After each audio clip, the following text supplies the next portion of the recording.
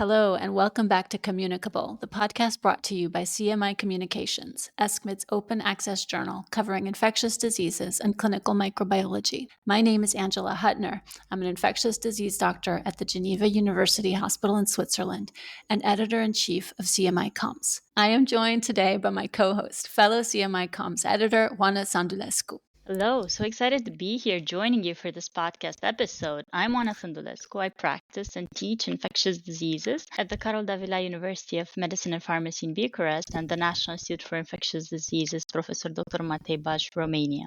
So we're here today to talk about WHO's update of their much anticipated Bacterial Priority Pathogen List. We're delighted to have two guests who were steeped in the development of this update. Dr. Hatim Sati is a medical doctor from Sudan originally.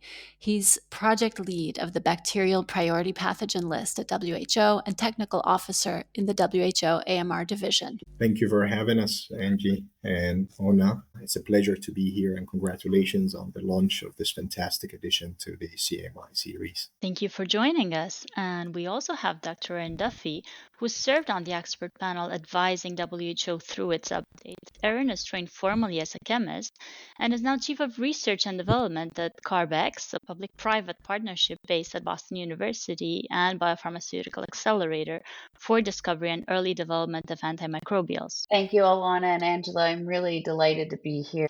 Okay, so we're starting each episode with a get to know you question for our guests and also our hosts. Today, I'm going to ask, what is your favorite infectious diseases themed movie and why? I'll start. Mine is The Nick, which is not actually an ID themed movie, but it does include some very nice ID themed episodes about Mary Mellon, the famous cook also known as Typhoid Mary. How about you, Angela? Well, I had to think a lot about this one because I actually don't really have a favorite ID themed movie. All I could come up with was very ID adjacent, which is a movie called The End of the Affair, which is based on a book that I actually really like by Graham Greene. There is one character in that book who becomes afflicted with tuberculosis, but it's a really good book and I highly recommend people read it. It's quite a fascinating read. Erin, what is your favorite ID themed movie? Yeah, well, I felt like you did. I had to scratch my head a little bit. I guess I came up with two. The first is relatively new, also based on a book called Salt in My Soul. Not a huge box office player, but very compelling story, tragic story actually, about a young woman by the name of Mallory Smith.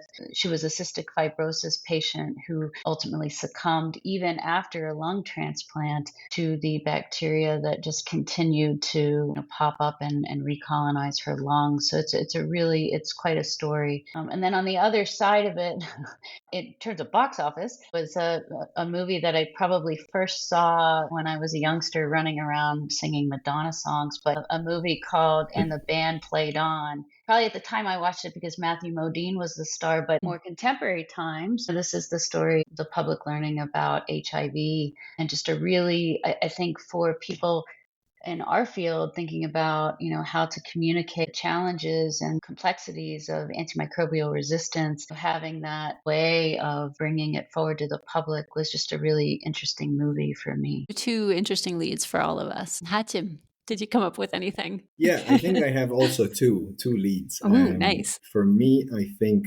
one was The Last of Us, and I have to say that this one is interesting because it stirred the interest in around the area of medical mycology and fungal resistance, an area that I am really concerned about. Another one, Don't Look Up. And it's not focused Such a good on, movie, right? Yes, and just totally. The satire around the mishandling of catastrophic threats and real response to pandemics, and just the parallel from the disregard to scientific evidence, and even if it's the politicization, sky, right in front of everyone, we're told not to look up.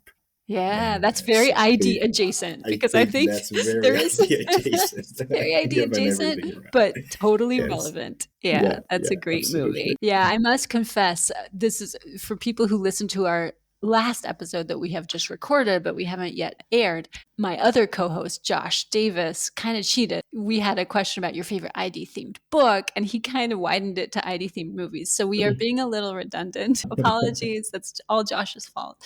Thanks very much for these good pointers, and that way we get to know you guys a little bit better before we start talking about business. So we have questions for you guys about this new list. Shoot. Yeah, so thanks for the very good reading and watching list. I think that our podcast now has very nice add-on in terms of homework, post-episode things to do. So getting into the real questions now and getting into WHO's update of the Bacterial Priority Pathogen List. I'm going to start with you, Hatim. Could you give us a bit of context for the Priority Pathogen List? When did it first start? What prompted it? So, as you know, the Global Action Plan for Antimicrobial Resistance was adopted in 2015 through a World Health Assembly resolution. And the plan highlighted 5 strategic lines: improving awareness and understanding of AMR is the first line. Second line looks at strengthening the knowledge through surveillance and research. The third line talks about reducing the incidence of infection through infection prevention and control, wash measures, etc. The fourth line was focused on optimizing of antimicrobial medicines in human and animal health. And the fifth line, and that's the mandate for my specific team within the AMR division, calls for making the economic case for sustainable investments in AMR initiatives, in AMR tools, prevention control tools, including new antimicrobials, new vaccines, and new diagnostic tools. And so shortly after this action plan was endorsed, we received an official or a formal request from a member state for the WHO to develop a priority pathogens list of bacterial pathogens to guide investments in the research and development of new antibiotics. And so in response, the WHO developed in 2017 the first bacterial priority pathogens list with the main aim to guide investments in R&D and to be used as a framework for different programs and different stakeholders in informing their investment decisions around research and development of antibacterials. Initially, 25 pathogens in that exercise were included and prioritized and streamlined into 13 families that were then presented across 3 critical high and medium priority categories. And since then, the list has been objective, crucial in informing R&D investments in the space for antibacterials globally. Drug developers, both in public health and private sectors, as well as partners, funding mechanisms, all cited the list as their main tool for informing their investment. Right. So this was happening back in 2017. Could you tell us why the update and why now? Well, as you know, of course, AMR and infectious diseases are evolving by their nature. The update acknowledges this inherent evolution and aimed to consider new data, new evidence that became available since first exercise. Additionally, the update aims to address some of the limitations that was identified and acknowledged in the first exercise, including gaps in data. The first working in 2017 actually recommended the update and revisiting this list every 5 to 7 years. And in this new update, we have considered new aspects. As I mentioned, the list has been crucial in informing R&D activities, but we also know that the list has been utilized beyond R&D for other public health measures and interventions around AMR, infectious disease at large. And so this time around, we wanted to also consider this angle and consider global events and their impact, be it the COVID-19 pandemic, the different variation also in terms of capacity between countries, and differences in burden of disease between different regions. So the update is natural and was, in my opinion, needed after 5 years of the first list. Thanks a lot, Hatim. That's all very important context. Erin, so you have this very kind of particular vantage point because you're at CARB-X, you're really seeing both private sector, public sector. What do you think the real effects of the priority pathogen list are? Has it changed resource allocation in both these sectors, public, private? Has it affected public policy that you've seen in the last, since 2017? If I just speak about CARB-X, I didn't arrive at CARB-X until 2019, but CARB-X began late in 2016, and the first funding calls were framed around the CDC Priority Pathogen List that I think was 2013 was the first one, but then augmented and slightly modified when the WHO list emerged. But I will say that as we have matured as an organization, we've realized, and also hearing from our advisors, that probably the primary key that you need to think about is the infections or the syndromes that people experience. I mean, nobody walks into an emergency room with a t-shirt on that says, I have carbapenem resistant Acinetobacter baumannii, right? But they come in with fever and whatever other symptoms there are, and then you sort it out from there. And so we, and I think others, have evolved to think about the syndromes, but then importantly, what the pathogen set that whatever intervention it is you're developing needs to cover. And that's where these lists are very informative, because it helps you to define what your goals must be to consider success in moving from drug discovery to a product oriented towards human clinical trials and ultimately patients.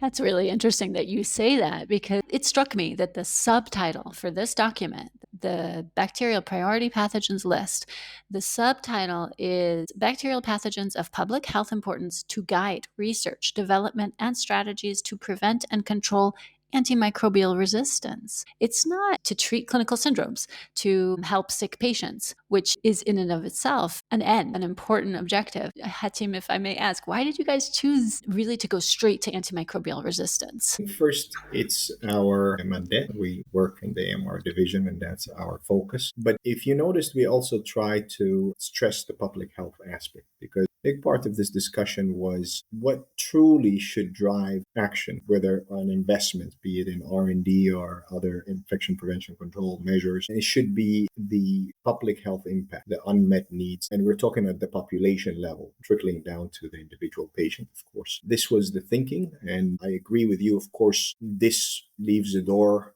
for confusion. I know that certain regions, for example, in certain countries, have developed lists that are not AMR focused, that are broader. Some also have different focus, like epidemic disease focused lists. And this is another risk we discussed, the risk of redundancy and confusion. But I think in the end, we try to present this in a very clear way. The main goal is to drive R&D and innovation at large, be it the development of new antibacterials or innovation in terms of prevention and control tools, agnostic infection prevention control measures, or even needed policies in terms of push and pull incentives, etc. We're trying to expand the utility of the list, the focus of AMR. Yeah. It is important because even with product developers, let's just be honest here, a lot of the product development is being done in the hands of small biotechnology companies, okay? For better or for worse, these companies are funded perhaps not as well as other areas, but funded, for instance, by venture capital or private equity. And so there are a couple of things about that where you have the research in the lab and then you've got your board meeting. When you go to a board meeting, they always want to know how close you are to the clinic, okay? That's number one.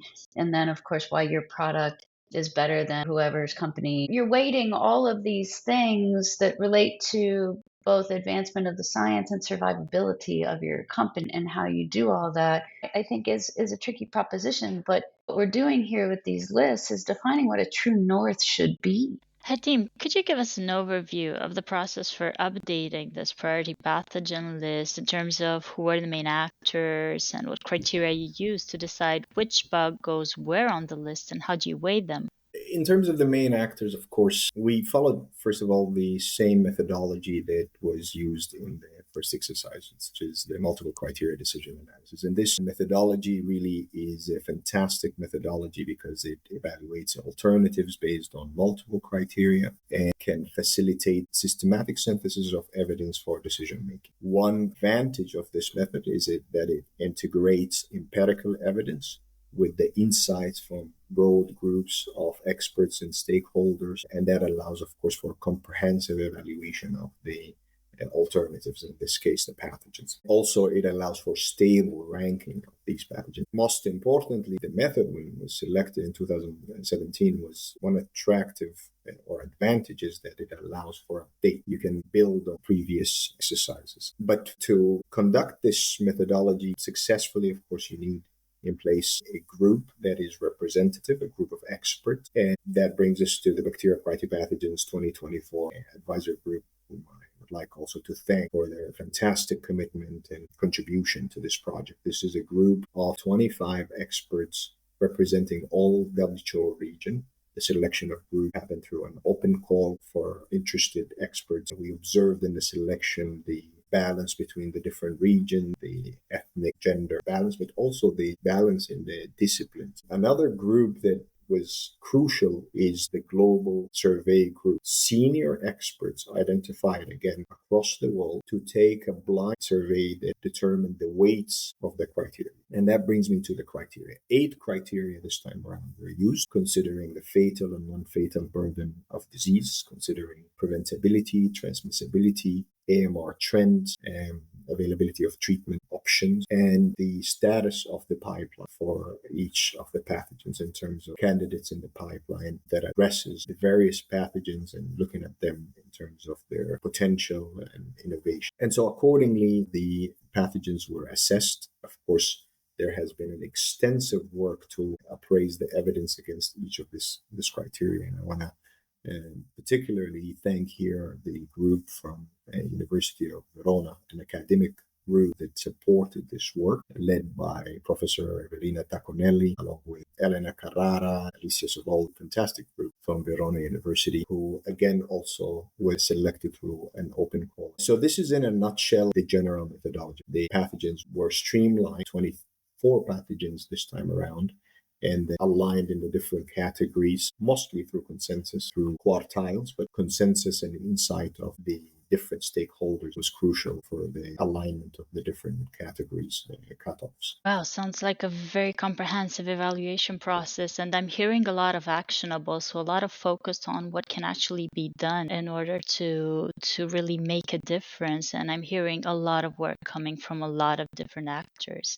Just wondering, how long did it take you to do all of this update? This exercise took 2 years. There are a lot of groups who were involved. I probably missing some people. I'm reminded now of the regional offices, the focal persons, and the various regions who provided different data, especially on AMR trends. Shout out to the Global Burden Group in the IHME, Washington State University, Mohsen Najafi, and Eva Wood, who provided invaluable data for the non-fatal burden, the fatal burden, and data on AMR trends. There are many people. My apologies if I've forgotten any person. We will definitely be putting a link to this beautiful list that was published, I think now, 10 days ago or so. It's a lovely report, beautiful list with obviously the nuts and bolts up front and then lots of explanation afterward, all of the context anybody could possibly need. So just beautiful work. Thank you so much to both of you and to all of these people. My unit also, I couldn't forget.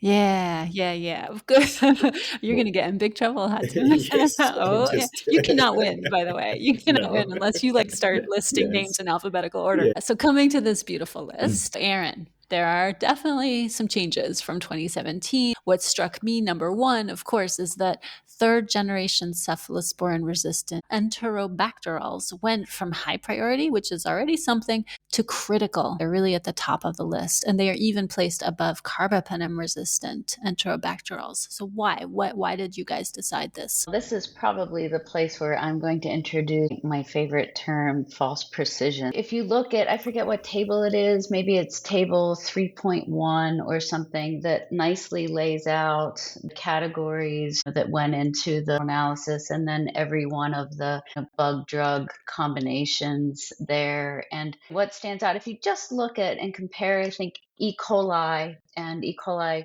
carbapenem resistant and E. coli cephalosporin resistant, you see a sort of horse race where probably the biggest difference is the trend towards resistance, where E. coli, third generation cephalosporin, I think is at the highest category, level 5, versus level 3 or 4 for carbapenem resistant. And so overuse leads to some pressure. Now we take it off. And so I think it's just this yin and yang that you'll see. I don't know, Hatim, if Absolutely. you think that's Mhm. crazy. I want to first make a small correction. Actually, third generation cephalosporin Bacterialis were included in the critical category.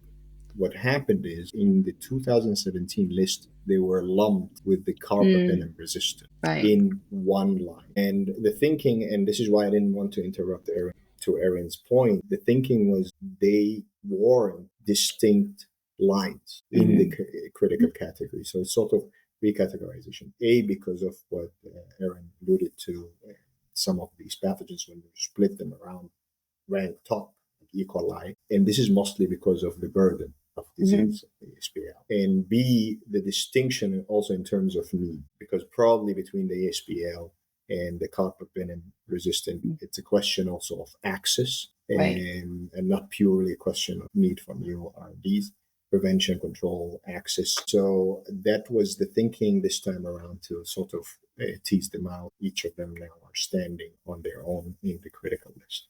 Yeah, I imagine to your point about access, Hatim, that a big bucket of ESBL featuring Enterobacteriales would be in, for instance, urinary tract infections, where what you really want is an oral antibiotic, and these can be overprescribed, misused. You have a lot of quinolone resistance too. This is where you see this burden, which is probably related to Hatim's earlier point also about diagnostics. The faster we can understand what the flavor of the pathogen is, the better we're able to appropriately treat it, therefore sort of modifying that challenge. Thanks for making this clear. I feel like the third generation cephalosporin resistant or Bacterialis, they're actually getting their own seat at the table.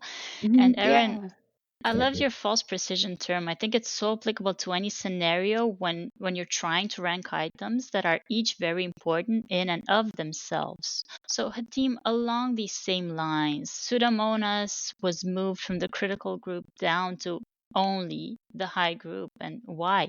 Should this make us think less of Pseudomonas, or is it again a matter of false precision, and should we not be looking into this kind of detail when actually reading the list? Exactly. I think you read it correctly. This list is not meant to be a precise list. This is a global list. The importance of contextualization and reading the list within the local settings and in the regional settings. The main determinant of priority at the end of the day must be the patient populations and the unmet needs and the other public health needs. Now, particularly around Pseudomonas aeruginosa, the shift seems a bit surprising, but as explained in the report, largely driven by our findings, our assessment against the AMR criterion, where there was evidence of reduction in rates of resistance in some region, and also in terms of assessment, relative assessment, because the assessment is comparative assessment, against these criteria, relative to some other pathogens, the transmissibility of this Pseudomonas aeruginosa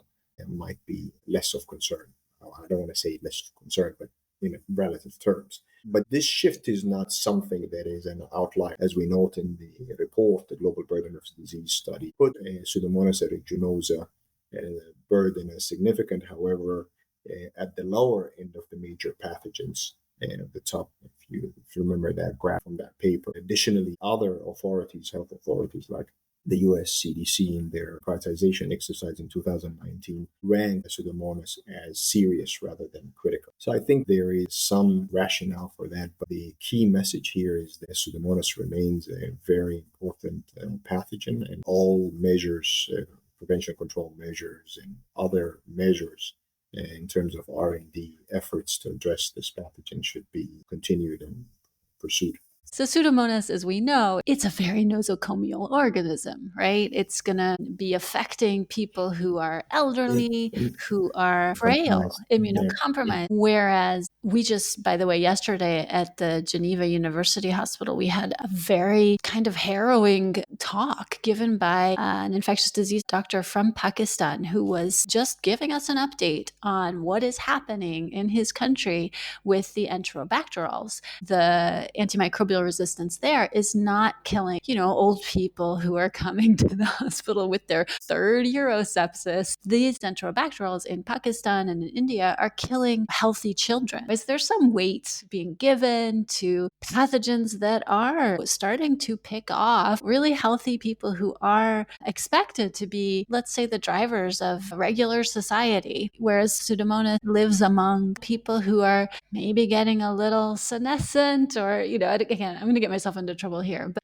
you And see get where us I'm going with all this. into I trouble. know. I It's terrible. promise. Okay.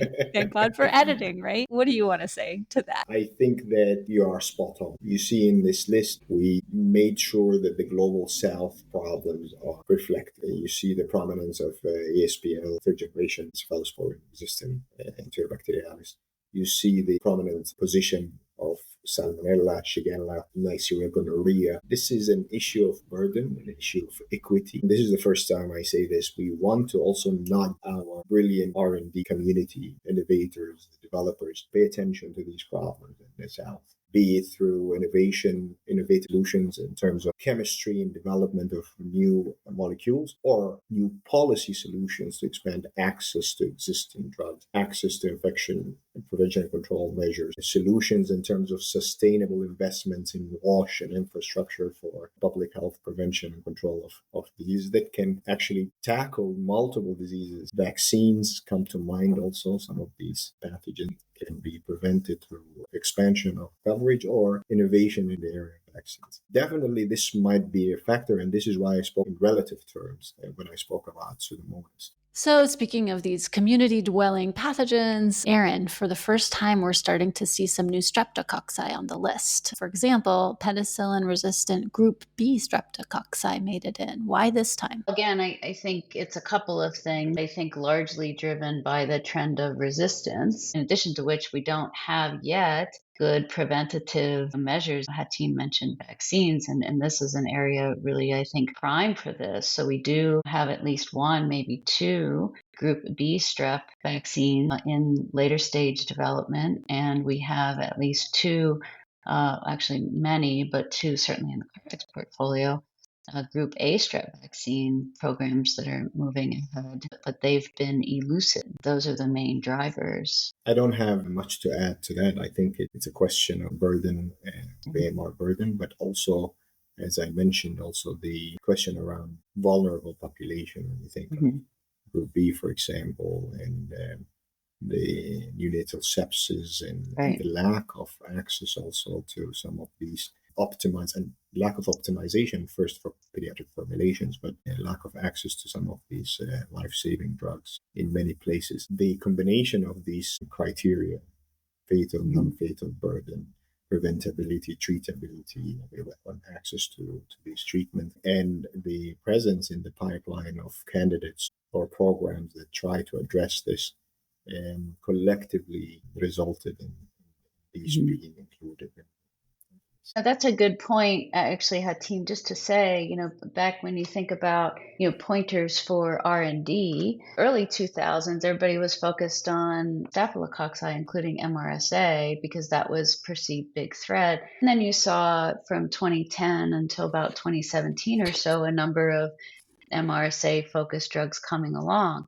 Sometime around 2010, people started to get worried about your gram-negative, so the ship turns.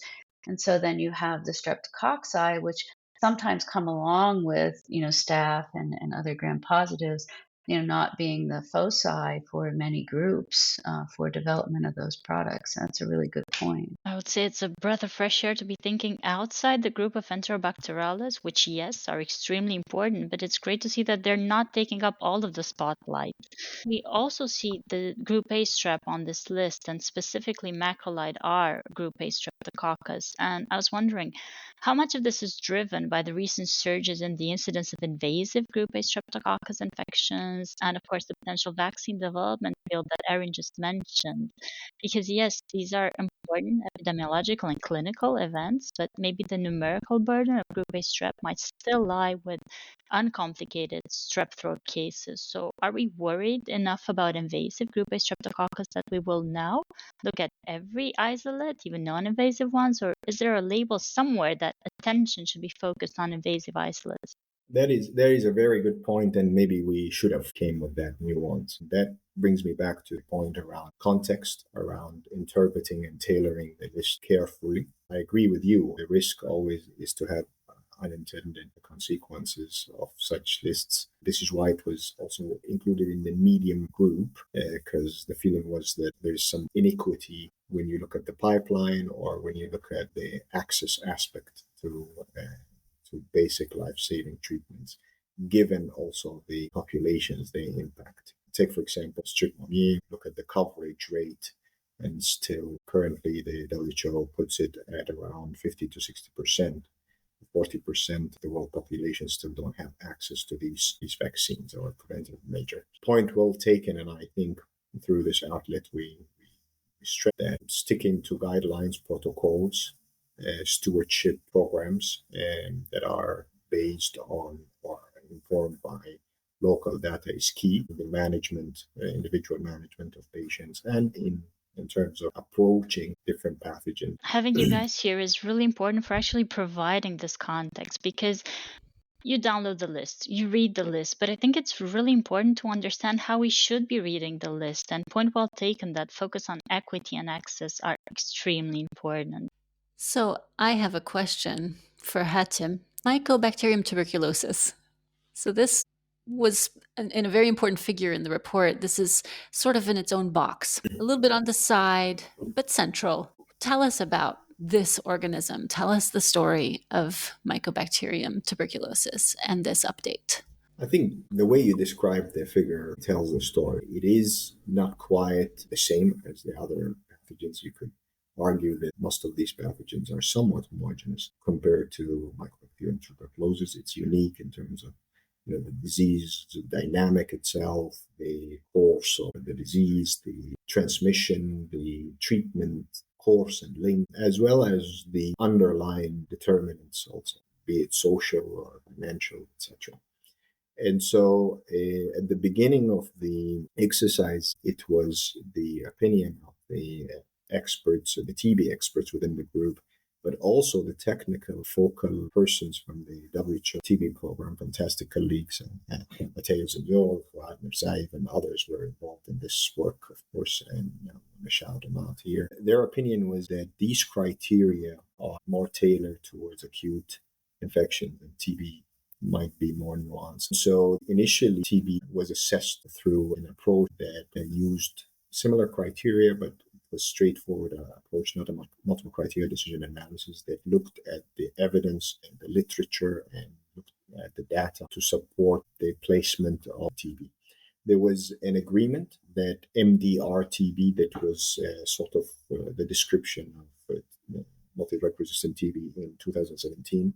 This needs to be more defined to align with the rest of the pathogens and antibiotic combinations. So rifampicin resistant was used as a surrogate, and naturally it is one for MDR. And based on that, the results were also included in the report and presented to the advisory group. However, there were some opinions and advice within the advisory group that why don't we attempt to apply also the multiple criteria decision analysis, which are applied for the other pathogens, albeit maybe adapted to TB, sort of to reinforce the findings from the first analysis and to align the methodology. And so post hoc application of the MCDA was done for RRTB. Again, most of the attribute could be directly applied to RRTB assessment. However, adaptation were necessary to account for the chronic nature of the disease, the transmission dynamics, the need for 6 months worth of treatments, combinations, etc. And of course, challenges arose due to these unique nuances. Basically, in the end, there was general agreement that TB needs to be categorized. It cannot be just floating around. There's enough evidence through these two folds assessments to include TB in the critical category, with the caveat or with the asterisk that you see that it was not solely included through the MCDA. I have a question for both of you, really.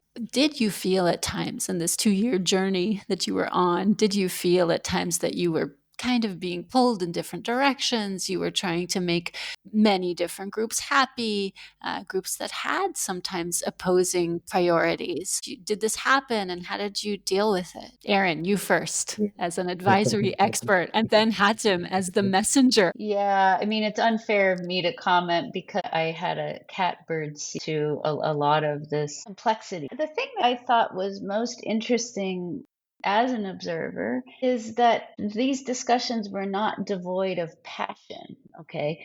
And I think that's really important to note. It's not like people didn't care. People were really keen on saying, this is important, it's important for my region, it's important for the world. And so, I'm going to throw my hat in the ring, represent what I think is important, which is different from being passive and denting a cushion in these meetings. Hatim's team, and of course, Evelina's team, as an extension of them at Verona, they were responding in real time, trying to get it, quote, right, even though recognizing right was going to be beauty in the eyes of the beholder, and I think one of the things that Hatim has said several times, and it's true, is thinking about the burden again in the global south and trying to make sure that this is well recognized, is important. The extreme case is, oh, this is a list for the global north, or oh, this is a list for the global south. But I think Hatim's team really took pains to strike the right balance here as much as we could. And I just want to say that because as an observer, it was easier for me to watch it. But again, I think everybody involved was keen to have an outcome that was good. Then, Hatim's team did the best they could with the tools that we had to come up with what I think is a very workable list here. Hatim. Yeah, no, I think that's spot on. I tried working also with the advisory group, and when Erin refers to the WHO team, I also include in the team, of course, our colleagues in the WHO TB program. And we tried our best to, given the complexity of the process, to stick to evidence, to stick to science. I want to stress out here that the process of prioritizing pathogens for antimicrobial resistance or infectious disease prevention and control is complex. You have different epidemiology, different distribution. The ecology itself of different pathogens vary from one place to another. The capacities between countries and available funds and infrastructure for public health. So you want to consider all of that in your priority setting. And as Erin said, you have a passionate group of experts, advisory group that have their own insights also. But I think we figured out this through the MCDA approach and blinding exercises, how to minimize bias, how to arrive to a result that addresses the complexity. You cannot dodge it. Stakeholders' interest can vary widely. Understanding the diverse perspectives is crucial. Trying to understand their points of view is crucial. And how to factor that into the priority setting exercise through a scientific method. This is why we really think that the multiple criteria decision analysis, this can provide the best method to converge all points of view and account for them. Again, at the end of the day, acknowledging these complexities and nuances, everybody is encouraged again to contextualize this list and ensure that any strategies or interventions, investments that are informed by the list are tailored to their local setting and to their population's needs. I really think that the results I might be biased, but I think the results were fantastic. Really, really, it's a lot of background work and scientific work. And we'll be publishing in the coming weeks a scientific article to also provide more details in terms of the evidence and in terms of the scientific approach used. If that comes out before we air this episode, we will put that on our website as well, so people can find it. Yes. Do we know where it's going to be published? We haven't yet decided, but we are definitely looking for a home. So, Exciting, yes. exciting. Okay, we'll have to wait. Yeah, so I'm not biased, but I absolutely agree with you that it is some fantastic work. And unfortunately, we are Thank you. coming to the end. I wish we had at least 1 more hour, if not more. Talking to the two of you, the three of you actually on this topic has been just so interesting and so insightful in understanding how we should best use this fantastic update tool, which is the Priority Pathogen List. So, just ending on one question, what would be one key message that each of you would like to make sure that our audience hear? And I would start with you, Erin. One takeaway message. I think the key message is that we are in an area, a therapeutic area where the problems are not one-to-one, they're many-to-one. I think this list shines a light on that in terms of pathogens alone. Again, not talking about the syndromes that, underlie or overlie. I'm not sure which direction, but anyway, they're but also what approach is best, right? So whether it is prevention, whether it is treatment, whether it is, washing your hands, reframing what the problem is and the criteria that underscore the relevance or highlight these pathogens, and then thinking about what that means in terms of action is really important. Again, it focuses everybody on something, and I think that's the critical thing. So nicely put. Hatim, one key message. Of course, my hope is that the list continues to serve as a guiding tool for investment to inform interventions, but most importantly, to foster innovation in antibacterial research and development and in prevention control to address antibacterial resistance. I don't want to dismiss the efforts since the inception of the first list in 2017. The clinical pipeline brought 9 antibiotics to the market, and these are clinically useful, of course. However, resistance is still a problem. On average, usually it's 1 to 3 years, I think, for a new product to hit the market before resistance is a problem. And so I hope that this list can truly foster innovation, investment in innovation. I mean, innovation cannot happen without investments, without sustainable investments, and also incentives at some point. For me, success entails seeing continued momentum in the development of effective and innovative treatments to address the emergence of resistance, and also true innovation in terms of solutions at large. And failure, on the other hand, could be defined as stagnation in innovation. Same drugs, Me Too drugs coming out into the market. We truly need innovative solutions, and lack of innovative solution or apathy, abandoning the whole problem, is a big failure. Thank you so much to our two excellent guests. We've been so happy to have you, Hatim Sati, the project lead at WHO of the Priority Pathogen List that just came out, and Erin Duffy, Chief of Research and Development at CARB-X. Thank you all for listening to Communicable, the CMI Comms podcast. This episode was hosted by Oana Sandulescu and Angela Huttner, editors at CMI-Com, ESCMID's open access journal, and peer-reviewed by Dr. Galadriel Pellejero of the Lozano Blesa Clinical Hospital in Zaragoza, Spain. Music was composed and conducted by Joseph McDade. You can subscribe to Communicable on Spotify, Apple, YouTube, wherever you get your podcasts, or you can find it on ESCMID's website for the CMI-Comms journal. Thanks for listening and helping CMI Comms and ESCMID move the conversation in ID and clinical microbiology further along.